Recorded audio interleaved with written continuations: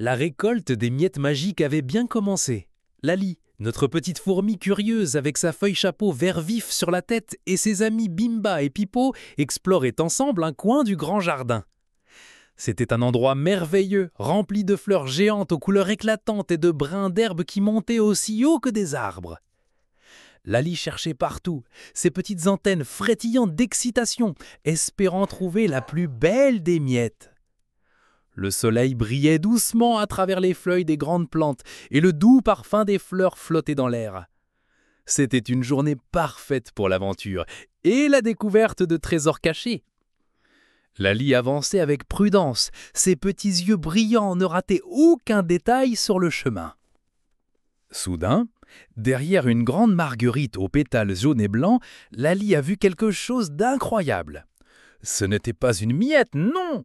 C'était une toute petite feuille, mais elle brillait d'une douce lumière verte, comme une minuscule luciole endormie sur le sol. « Oh, regardez !»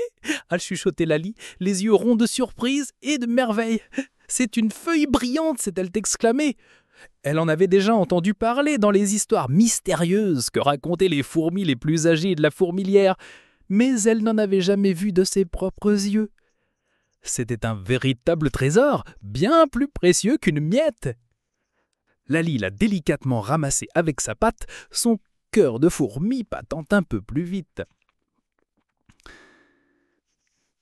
Lali était si fière de sa découverte et voulait la partager avec ses amis, Bimba et Pipo, qui s'approchaient pour voir ce qu'elle avait trouvé. Mais juste à ce moment-là, Titou est arrivé, avec ses grosses pattes qui faisaient un petit bruit tap-tap sur le sol. Elle a vu la feuille qui scintillait doucement dans la patte de Lali.